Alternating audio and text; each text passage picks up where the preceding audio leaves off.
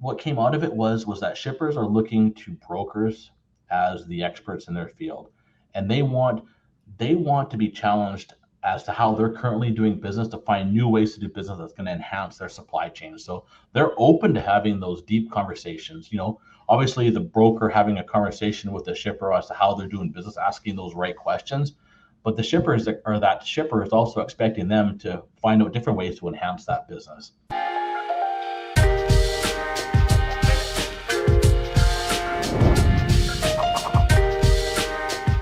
Welcome into another episode of Everything is Logistics, a podcast for the thinkers in freight. We are proudly presented by SPI Logistics, and I'm your host, Blythe Brumleve. And we got a really great guest for you today because he's from SPI Logistics, and that's Mike Mikulik. He is the VP of Marketing and Sales over at SPI. So we are going to be talking about what makes for a successful freight agent in 2024 and beyond. We all know the market conditions are a little rough right now, but there are some bright spots. So let's sort of kick things off with one of the central discussions that we had last year. At this time last year, we were talking about what makes for a successful freight agent. And that video now on your YouTube channel sits at around 8.4 thousand views. So it's pretty safe to say that people really liked the conversation we had last year. So Mike, welcome back to the show, and let's kick off this conversation for this year. Yes, thanks for having me back. I'm glad to hear that we had good success for the last show and that people are actually interested in what we talk about.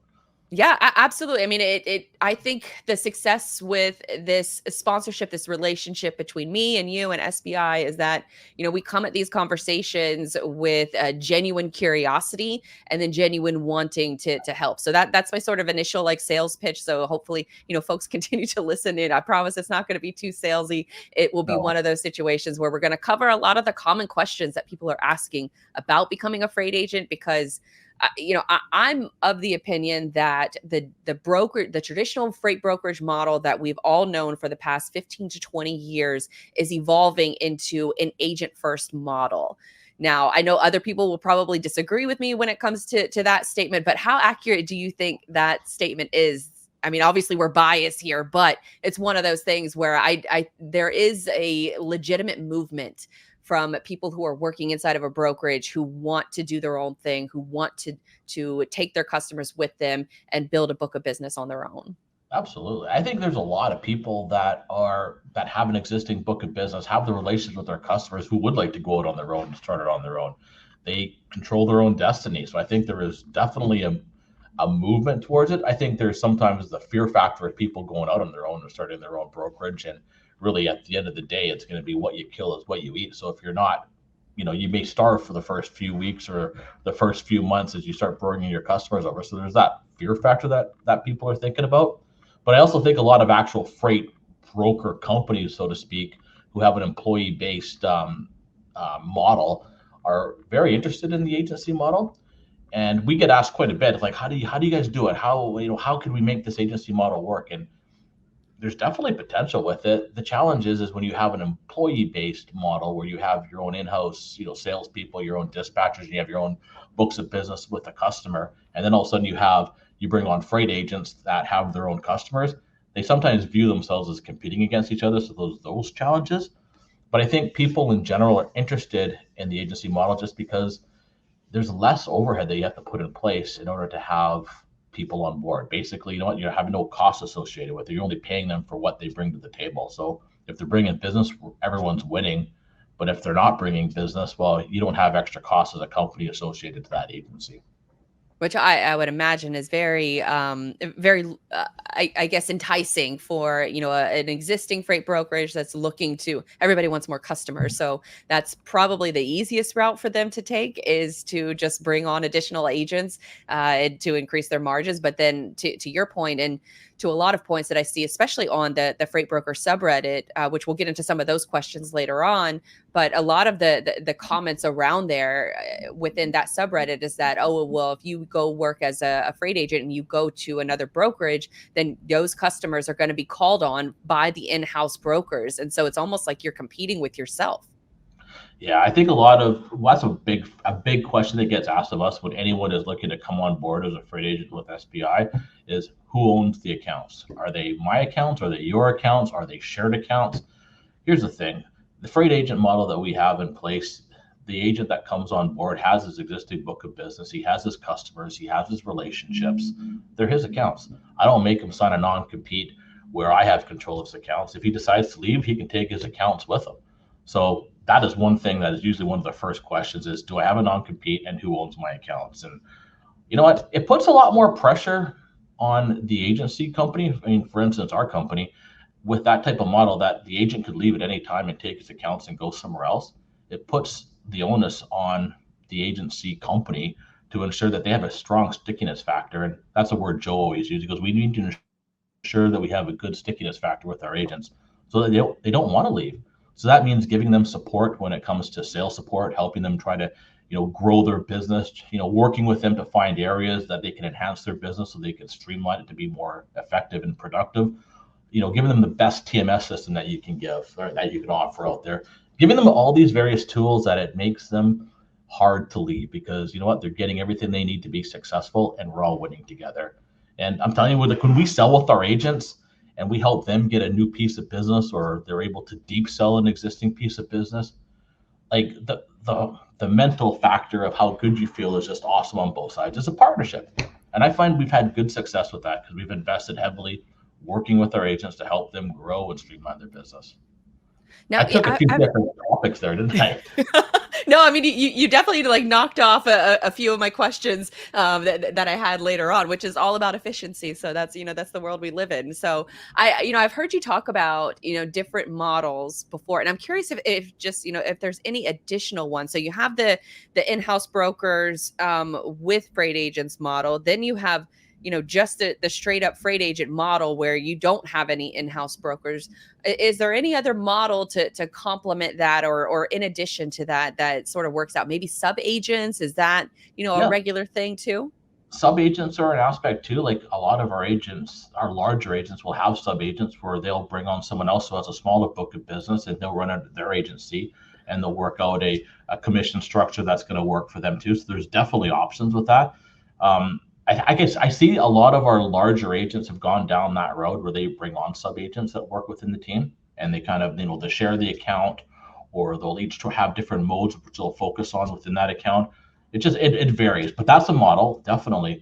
And then you'll see some other companies, not ours because we're non-asset based, but asset-based companies, carriers who will employ freight agents as well too with books of business to either, broker out their customers or sell it based on with the assets that company is offering as well too. So there's all kinds of different models that are out there. Different ways you can skin a cat. And as you were talking, I just remembered that we had Tynan on the show, one of your agents, and he's actually a sub agent for a larger agent, and that was how he got his foot in the door at a very young age, and now he's doing very well as a sub agent and has sort of that pathway to get his own customers where it might be challenging for a lot of folks, especially in this market, to just start off being an agent. Maybe you never go to a freight brokerage, or maybe you leave a freight brokerage in hopes that you can become an agent, and you got to try to build that book of business in this market. Maybe in special circumstances,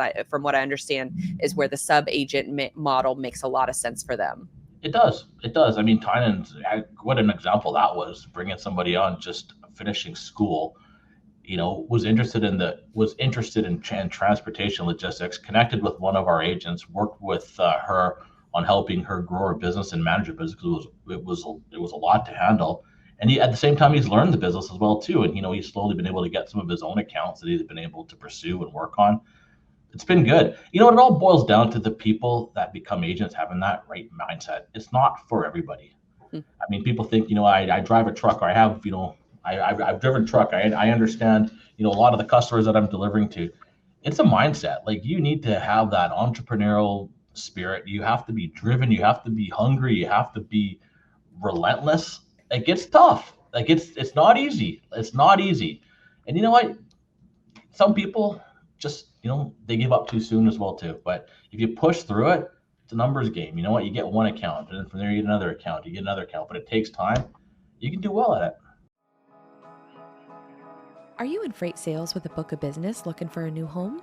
Or perhaps you're a freight agent in need of a better partnership? These are the kinds of conversations we're exploring in our podcast interview series called The Freight Agent Trenches, sponsored by SPI Logistics. Now, I can tell you all day that SPI is one of the most successful logistics firms in North America who helps their agents with back office operations such as admin, finance, IT, and sales, but I would much rather you hear it directly from SPI's freight agents themselves.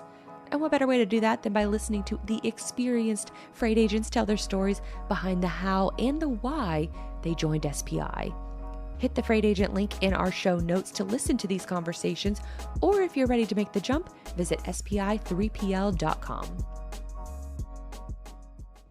And what are some of those challenges that you've seen for freight agents that they've taken that risk and then they fall into a situation where maybe, it's tough to see a way out?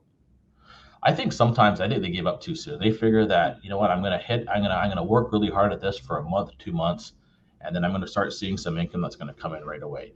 And the reality is it can take longer than that. It can take 3 months, it can take 4 months. And a lot of the ones that I've seen that have come in and trying to who legitimately want to build a book of business and be an agent give up too soon. They were like that month or that 2 months away from actually hitting it big. And I've seen numerous examples of it too. So the thing is, it's like starting your own, if you want to start your business as a roofer, well, first of all, you got to go buy a truck. You got to buy ladders. You got to buy product. You got to take care of your marketing your product. You got to do some sales. You got to do quotes. It all takes time. Like no one just starts making money on day one. It takes time, but then you have all those costs that are associated with it. As a freight agent, you basically come in with a cell phone and a computer. And you know what? You're betting on yourself to make it happen. And it takes a little bit of time, but you know what? Give yourself that 3-4 months to get things going, because the reality is that's what it's going to take. So what does that process look like, especially when it comes to, the agents that SPI is looking for? You're looking for somebody with a little bit more experience, but maybe let's start from the beginning. What is Sure. that pathway to ultimately becoming maybe an agent for SPI? What does that pathway look like? Is it going to work at a freight brokerage, sort of earning your chops there and then building your book of business and then becoming a freight agent and then making sure that you have all of those little details worked out and then joining SPI? Or is there, another, sort of pathway in between? What does that look like? Typically, the agents we bring on board have an existing book of business. So they've, either are a salaried broker somewhere else that has relationships with customers, that has no non-compete, and they want to go out on their own. And they're usually behind the scenes. They're working a lot with their customer to say, listen, I'm thinking of leaving. This is where I'm thinking of going. Will you support and follow me? And in most cases, because the salesperson or the freight broker has such a good relationship with the customer, they'll follow them, right? The loyalty is to the salesperson, is to the person who's been handling their day-to-day operations. And from there, they come on, and usually it's about a week window for the transition, and they come with an existing book and start running with it from there. And then from there, it just takes off and grows. Sometimes, so I basically bring on agents that have at least $1 million in revenue book of business and up. Those are the ones where, what I kind of look at. But at the same time, too, there's a lot of really good candidates out there who are phenomenal salespeople who have an existing book of business and they're looking to go out on their own. They came from a salaried and commission role and they want to go out on their own. I'll take a chance on some of these guys, even if they don't have an existing book that they can bring on, but they're going to work at it for a few months. But I'm really selective on, it's that mindset. Like, are they hunters? Are they resilient? Because it like I said, a lot of times it takes a little bit more work than what they think. But if they have that, it's those soft skills. You can't be trained for it. It's either you're passionate about something, you're hungry, you have that entrepreneurial spirit, you're driven, you're a good communicator and a good listener, and you want to be mentored. Those are the guys or girls who seem to have the most success in this business. And so when you're thinking of making this jump, what should be those first few questions that you think about asking? You mentioned non-compete. I imagine pay, commission splits is probably up there. Is there anything else of what somebody should be considering if they're thinking of making that leap? 100%. I even think even more so now, just given the challenging market conditions we're facing right now with fraud and with credit. There's many questions you should ask. I mean, first of all, I'd ask about the non-compete. Who owns the accounts? Are they my accounts, your accounts, shared accounts? What is that? And you know what? If you're doing all the work and you're the agent, those accounts should be your accounts. So make sure you're not signing something where someone has control of your accounts, because In my mind, that's just not fair. The other thing that they should be looking for, I mean, this is usually the first question because everybody wants to know what they're getting paid, is what's the commission split. And on those ones, be specific on, how the commission split works. Is if it starts off on the lower side, how do I wrap myself up to the higher side? What are the parameters around that? Because you want to ensure that you're comparing apples to apples on the commission splits. The next thing, and this is one thing we've been finding that a lot of potential agents are actually asking, just given the challenges of the market with companies going out of business, is they're asking for credit information about the company. And it was interesting. It's actually one of them, we sent them our credit report just so we had an idea of who we are as a company.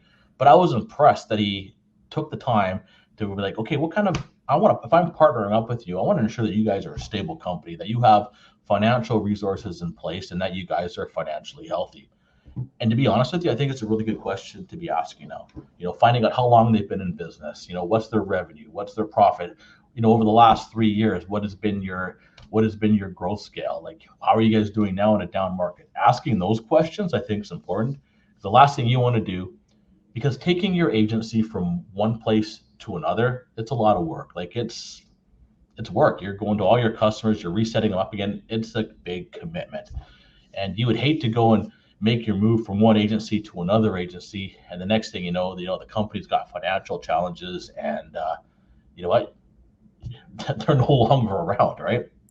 Gosh, So that's a really good question that agent asked you, because they're, with all the reports that we sort of see about, sort of trucking companies that go out of business, it's also affecting, this down market that we're in. It's also affecting brokerages as well, where, there's almost a need in the market for more brokerages and more trucking companies to close in order to help the rest of the market get back to, quote unquote, normal. And so that is actually a really smart question that I wouldn't have even thought of asking. So kudos to that agent for even, thinking of that. Great. I thought it was great. And obviously, I was the first time I've ever been asked that question just in that direct form, but I was impressed that obviously he's doing his due diligence. And I think everyone should do their due diligence about the company they're going to work for. I mean, the other thing I'd be asking, and this is another big thing that I find we get agents from smaller companies come into ours, is about technology. And the big thing they're asking is, what kind of TMS system are you using? What kind of connections are available with your TMS system? How old is your TMS system? What enhancements can you provide to me that I'm not getting right now? That's another huge question to ask. And I think technology has been so much on the forefront over the last 5 years. If companies are behind in technology, I think they're lagging in actually getting real solid agents. So I'm proud of the technology that we actually have, who we've partnered with in our TMS system. I have no problem going head to head against anybody in the market with our TMS system. I think we've invested heavily into it, and we have one of the most robust systems that are actually out there. So I'm proud of it. I'm so proud of it. And even when I'm in the conversation stage with agents, I'll be like, hey, listen, I'll set you up with a demo. Take a look at our system, judge for yourself. And 9 times out of 10, the first comment back is like, wow, he goes, I've never seen anything like this, or this is exactly what I'm looking for. And I think part of it is too, is that when we have our client care do the demo with them, they're actually asking the potential agent a lot of questions about the type of business, and they're showing them things directly related to what would be important to them. And I think that's important. So I'm proud of the TMS system that we have. So, and that's a question you should be asking any potential agency that you're going to look at to work for. What else can I say? The other thing I would be asking, you want to still talk about that, don't you? Oh yeah, I was going to ask a follow-up question, but please go ahead. Okay. Now I lost my train of thought. Oh, the other question I think that should be asked while we're on technology is carrier vetting. I mean, right now with fraud and double brokering, it's a hot mess out there.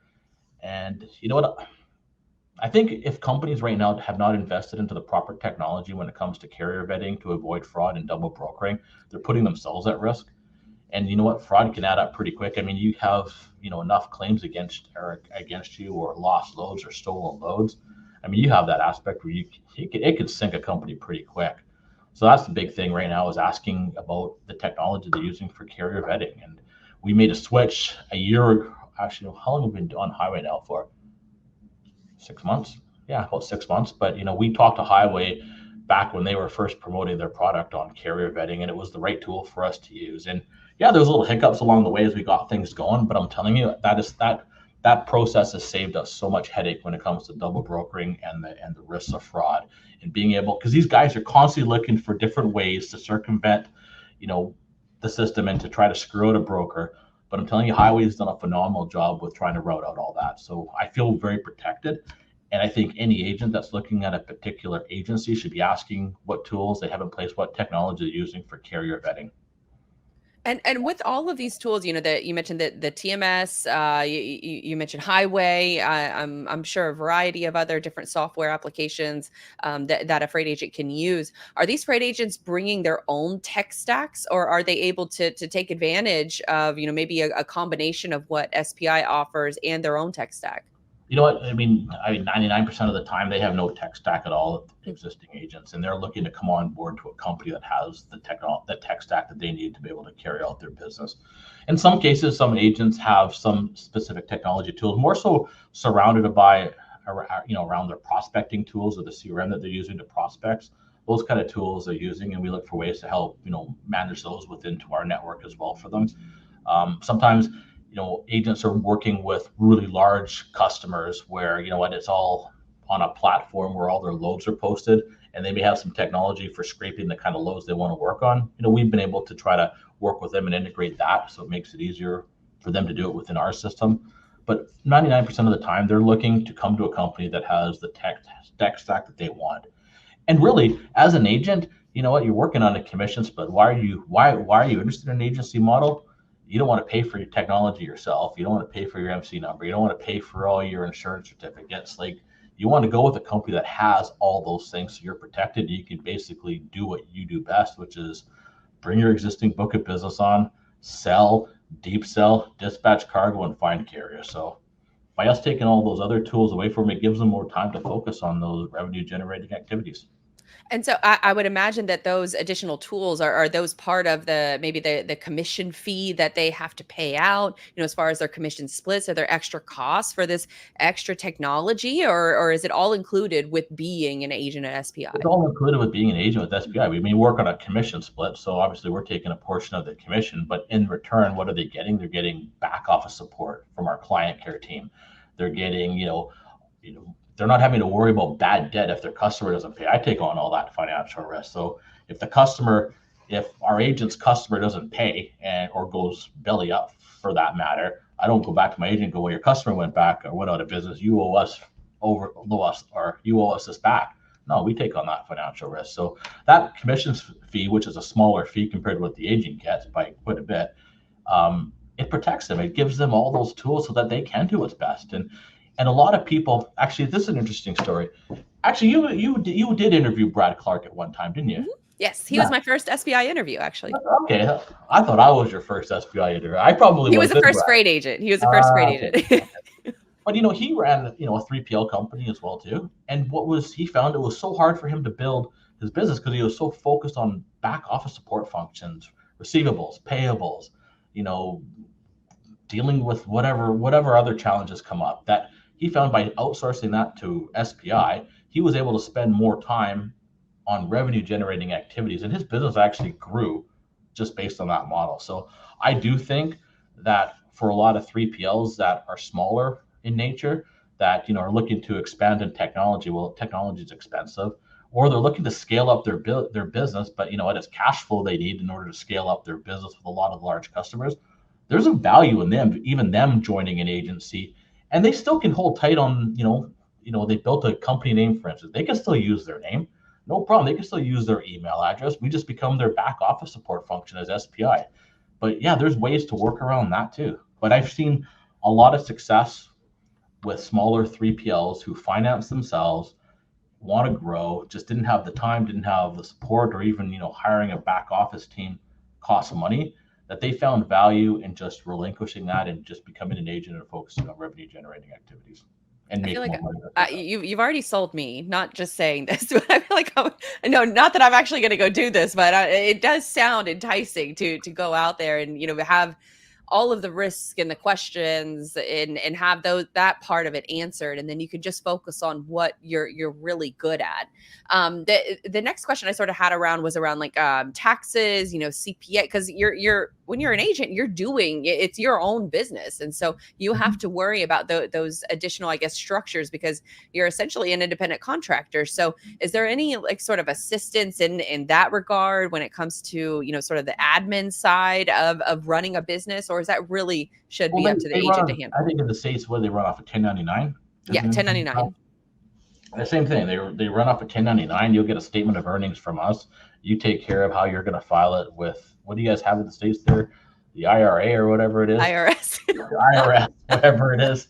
But anyways, you guys deal with all that directly. But most of our agents have their own LLC. They're incorporated companies, and they have accountants that take care and run the backside of their own business. But it's a lot easier. I mean, your costs are so low. Like, what are your costs? You're not paying for a TMS system. You're not paying for insurance.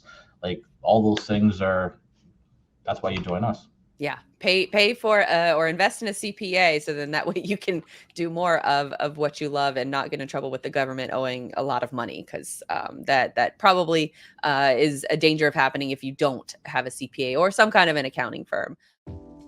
Brokering success demands a battle-ready strategy. TIE TMS equips freight brokers with the ultimate battle station for conquering a tough market. With TIE, brokers gain access to a comprehensive platform where rate intelligence and quote history converge on a single screen. It's not just a page, it's a strategic command center designed to help brokers win. TIE equips your team with all of the data they need to negotiate with confidence and allows them to communicate directly with carriers and customers from a simple control base. Revolutionize the way your brokers perform by giving them a competitive advantage with TIE TMS. For more info, go to tai-software.com/battle stations, and we also have a link for you in the show notes to sign up for a demo. I did want to ask a little bit about the international perspective, because you guys are also building out international freight agents as well, right? Yeah, in fact, it's interesting because my background when I got into this industry a long time ago was on the international freight forwarding side. So I was involved in international air and ocean. I ran like the Asia Pacific trade lane coming into North America, which was awesome. There's so much business that comes in from Asia into North America, and then slowly got myself into where I'm right now on the trucking side within the USA and Canada. And I always thought, like, whenever you talk to these customers, we talk to them about trucking, we talk about their domestic network, and it's like there's an international opportunity that we have never even asked about. And if they're doing domestic trucking within Canada and the US or intra-USA or within Canada, they're bringing product in from overseas. And I think a lot of it just boiled down to, it's like we're missing out on this potential opportunity to really deep sell existing customers. And we thought, what, if we look at the international side of the business, this is another way, and provide a tool for our agents. Here's another revenue stream that we can give to our agents to be able to deep sell their customer and to be able to grow their own business. And it's not a hard sell when you think of it. You already have credit set up with them. You have the relationship with the customer. They know who you are. They obviously like you and trust you because they're doing business with you. In most cases, it's just an ask and just a qualification as to what international business they have. So with that thought in mind, we saw a really big revenue potential for the company to grow as a whole, offering international. Then the big thing comes up. It's like, well, we don't have any offices overseas. So how do we find the right people to partner up with? And, we've joined a few freight forwarding networks where, for instance, you could have, a freight forwarder in Hong Kong, for instance, who controls all of China. And you go to these conferences, you have one-on-one meetings with them. He's got cargo coming out of Asia or out of China coming into Canada and the US, but he has no domestic agent here to help him with his delivery and following up with the consignee. Or, but anyways, these conferences I go to, they have there's usually a couple hundred agents that are at these conferences. You have one-on-one meetings with them, and they all have the same need. Like, I need somebody in Canada, the US. Well, guess what? I'm going to have opportunities coming out of China or out of Vietnam or out of Europe, and I'm going to need an agent overseas to book cargo with. And it's slowly starting to get off. It's slowly starting to get off the ground, but I see a huge potential of growth coming on the international side, and more so just within our agents' existing account base, that there's international opportunities that are not necessarily a hard sell, and we have the right agents overseas to be able to handle that. So that's why I see as the opportunity. And I think that that's such a fascinating model because when we had Anita on the show, she's the AR lead or AR She's a VP of Ops. I'll tell you honestly, with all the crazy ideas I come up with for revenue growth, at the end of the day, it's going to be her team that's going to have to help on the international side. But the cool thing about it is we collaborate together on these kind of things, and we work really well with this. But she's bought into it too. She sees the potential, but she realized that's going to be putting a lot onto her and her department. But well, she had mentioned during our conversation, and I'll link to it in the show notes in case people want to check it out. But she mentioned that one of the bigger advantages with SPI is that they do not have agent saturation, which is could you explain that for us and why it's sort of a danger that some other agent models face that? You know what? That's a great question, Blythe. And actually, that should be another point that any prospective agent that's looking to join an agency should ask is about what's the saturation like. I mean, there are a lot of companies out there that are massive that have hundreds or thousands of agents that they have working for them. I mean, we don't have to go far to name those companies, but the challenge that you hear is a lot of them say, I want to join that company. But then they learn pretty quickly when they join that company and they already have an existing account base, and they go and they put it through that system. It's like someone else is already working on that account. And how frustrating for someone to go all the way to the finish line thinking you're going to join this company and you're excited about them. They've got everything you want, yet you haven't vetted your customers through their system to see if you can actually pursue them or not. That's a challenge. So I think a big question is asking about the saturation within the market with the existing agents. And obviously, if you have low saturation, you have room to grow. And in our case, 90% of the time, we don't have any conflicts with potential agents' accounts with the accounts that our existing agents have. So that's a really, really important question to have. And yeah. Well, I would think too, from what you just talked about with growing the international market. So it's not only that you guys are thinking about it from the lens of the saturation of it, but what other prospecting lead opportunities could you have? And the international market sounds like a perfect complement to that. So you don't have to worry about saturation within the US market, but then you also have opportunities on the international market as well. Absolutely. And I mean, we have a lot of, inactive accounts within our system as well, too, where, after credit expires with them and no one's pursued or no business has been done with any particular account, the agent can, go and make some contacts with some of those people as well, too. So there's prospecting opportunities just we've been in business for 45 years. We don't have every single account still with you. So there's opportunities for that, too. And I think, some agents come up with, they're part of a lot of lead generation where they're getting company names to go and prospect on. And we work with them, try to help them, prospect or give them the right marketing tools for them to help prospect and grow their business. Another big thing, which I'm a huge advocate on, which I think is the easiest way to grow your business quickly, is deep selling. I mean, it's like all low hanging fruit that is just there. You have a relationship with the account, you have credit with them, like those are the easiest sells. And a lot of times what happens is you're working with a particular account and you're working on whatever lanes, but there's other business that you may not even know about, or there's other people within that company that are maybe there's exporting, and maybe you're only dealing on the import side. But by really expanding the relationship within your existing account base and finding other key players that are making decisions on transportation is a huge thing to go and pursue. And there's a lot of opportunities that come out of that. And just going and visiting your accounts, having that face-to-face meeting with them, having dinner with them, getting to know them. This business, I mean, we overcomplicate this business sometimes. It's all relationships. People only deal with people that they like and trust. So if you have that relationship with your customer, they like you, you know them, a lot of them are our agents are friends with their customers. You know what? It's easy to work with people that you like and trust. And sometimes we take that for granted. We need to have some sort of a secret sauce in order to close out business. Well, yes, it helps, but you know what? It's a relationship game too. Well, on a similar note to the relationship building, the deep selling, you were just recently at TIA in Phoenix, and you were on a panel with other shippers, and they were talking about, some of the sales and marketing strategies that work on them, and then the ones that don't necessarily work on them. Can you kind of give us a summary of what some Yeah. of those main takeaways are? Yeah, that was a fun panel. We have a good group of people on there. So we had one guy, Michael Lynn, who was a shipper, and then we had two people that were on the broker side, but they were sharing their experiences on what's been working for them. We try to utilize that shipper panel tool as an education tool to kind of help other people understand how shippers want to be sold. And it was so interesting because, you know what, I think even more so now than what it was, say, a year ago, just given what's going on with fraud and double brokering, shippers now want collaboration and they want to be educated.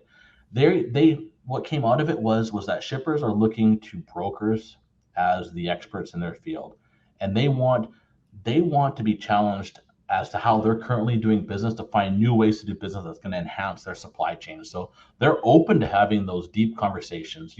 Obviously the broker having a conversation with the shipper as to how they're doing business, asking those right questions, but the shippers that shipper is also expecting them to find out different ways to enhance that business. So really what came out of it was collaboration and education is a huge part of what shippers are looking for. And that was even before they even talked about price, which I think sometimes, we always think, oh, they're so price driven. There is a deeper aspect to selling. You know what? Collaborating, educating them on things they don't know, what the trends are going on in the marketplace. That's important. The other thing is they want brokers to have some idea as to what their business is all about, not just utilizing the same blind pitch every single time that for every single shipper that you're going across, but do some good research.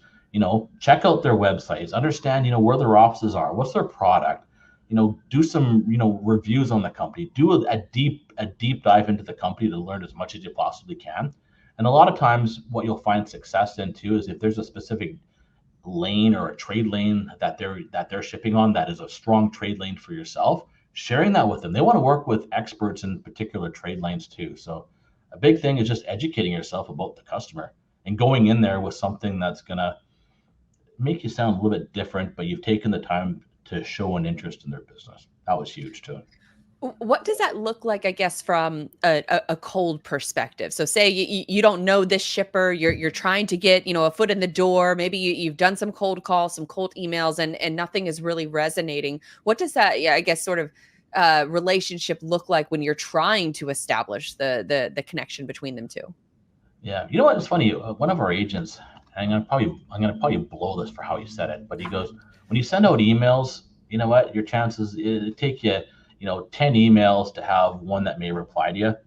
But he goes, if you can try and get if you get someone on the phone, a phone call, sorry, I think it was one phone call, is getting someone on the phone and actually talking to them is worth 12 emails. So it's true. I mean, that human touch with talking to people is going to go a little bit further. Granted, a lot of shippers that you talk to are busy as well too, and respect that. You know what? I think if you take a natural curiosity into their business and you're not trying to sell them right over the phone, everybody hates to be sold. Everybody does. But if you try to take that natural interest in their business and, or perhaps, you've done research and you found something that was interesting that may be of use to them, or perhaps they may be shipping on a certain trade lane where, some, market information that's going to take place the next 3 to 4 weeks that could be a benefit to them. Sharing something like that's going to have you be a little bit more setting yourself apart from the crowd than someone who's just making a canned phone call or a canned email that you're sending out to everybody. Be creative. That's the key. Be creative. That's so I at the TMSA conference last year, we had a shipper panel as well, and one of the notes, Tony Darnell, who is a shipper within the industry, I think he's actually looking for a new opportunity right now. He's a smart guy. I like Tony, man. You know what? If anyone's actually looking for a good transportation professional, man, reach out to Tony. Tony's a good guy. We're finding jobs for all kinds of people on this show. Yeah, but he had a really great takeaway where he said that he gets so many cold emails a day, and because of the way that people send the emails, meaning the software that they use, so like HubSpot, for example, has these canned templates that you can create and you can blast out to, however many people that you want. on the end user, on the shipper end user, they know that you're sending them a templated email because it's a different color font than the traditional text that's in an email. So they immediately know that it's a templated email and they just immediately delete it. Whereas they were saying, if you just take the time to do a little research and send me a normal email like a normal person, then you're going to stand out immediately. And I thought that that was such an interesting takeaway, that the tools that you're using to save you time are actually costing you business in the long run. You know what? It's true. You know what? Everyone, I mean, sales is a number game, no question about it. The more people you touch or you reach out to, your better your odds of success. But if you take it just one step further and just, say if your goal, whatever that number of goal is that you want to have touch points a day, but do good work along with it as well too. Don't set yourself up as different. Do that research, educate yourself about the customer. They know, and they're getting, 10, 15 calls a day from the same people with the same canned message. Set yourself up as different. I love the human touch to this business though. Like, even the aspect, like we were talking at the TIA, someone mentioned about handwritten thank you cards. Well, guess what? You get 100 pieces of mail that come on your desk, and all of a sudden you see somebody with a handwritten card or the title of it's all handwritten. You're going to open that first before anything else because someone took the time to write it. So that's still it's a lost art. Handwritten thank you cards. Be different. 100%. I just had a shipper on the show the other day that said he only does businesses with carriers who stop into his office and introduce themselves.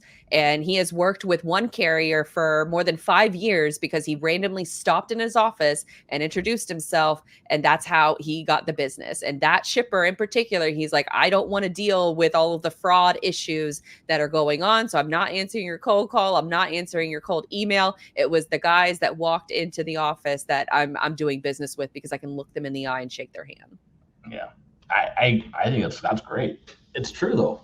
Everything that's old, that it becomes new again. All right, last couple questions, because I was going to go through a bunch of Reddit questions, but you actually answered them unsolicited throughout the entire conversation. So I think that would be a little bit redundant to go through some of these questions. But last one that I did want to ask is, when market downturns happen, like what we're currently experiencing, should a freight agent firm or agency, should they step in and help their agents throughout the downturn? And what does that look like? Or should they just let their agents kind of figure it out for themselves?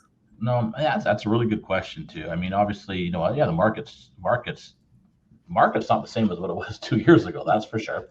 And some of our agents, some of their business is down.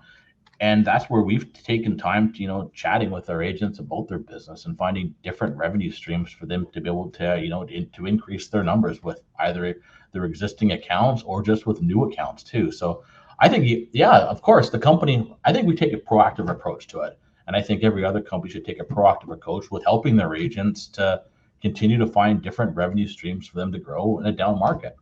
And it's funny because, yes, we have, the revenue per shipment is down. It's funny, our revenue per shipment is down across the board.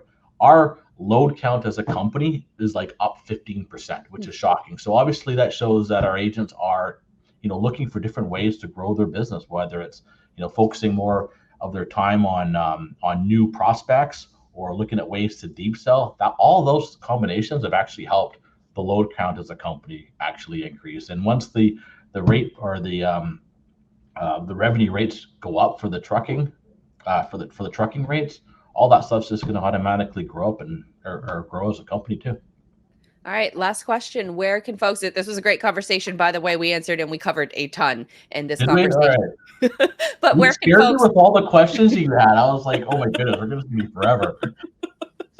I know. Well, you definitely covered a lot of them that I was going to ask, because I had about 10 questions that I was going to ask from Reddit, but they primarily were around contracts, around pay, around prospecting, and those really were answered within other questions. So I think we kind of got it all covered. But the last one, probably the most important one, where can folks, if they are... Going back to that thing with Reddit, which I think is awesome, that, the questions that they had, that's good, because you should be asking, if you're looking to join an agency, ask a ton of questions. And don't just look at one agency, look at a few and compare them against each other. And the recruiter, whoever you're talking to, should be happy to answer those questions for you. So, but ask as many questions as you can, man. You got to educate. It's got to be the right fit for you. You're making a huge commitment joining an agency network, and it's got to make sense on both sides. So ask as many questions as you can, and make sure you have that comfort level. And if it doesn't feel good in your gut, then it's probably it's not the right company to go with. Well, that's some perfect advice to sort of round out this conversation. So Mike, where can folks, connect with you? Maybe they are an agent already and they're looking for a new home. Where can they connect with you, connect with SPI, all that good stuff? Connect with me on LinkedIn. I'm sure you'll have my last name spelled correctly on there too. But yeah, connect with me on LinkedIn. You can email me. My email address is mmikulik@spi3pl.com. Feel free to shoot me an email. If you want to call me too or text me, my cell number is 604-808-2677. Giving away cell phones right on air. That's how we do things here. Well, you know what? At the end of the day, you know what? I'll be honest with you. I'm not going to try and sell something to anybody that it doesn't make sense for them to. It just doesn't work. And if it's not the right fit on both sides, chances are the relationship's not going to end well. So just make sure it's the right fit. It's got to work for everybody. It's good advice for a variety of different factors, not just your freight agent business. So Mike, again, thank you for coming on the show. Lots of insight, lots of value drops. So appreciate your perspective. We'll have to do it again in another year. Absolutely. I like doing these shows every day. You know that. Thanks, Blythe. Thank you.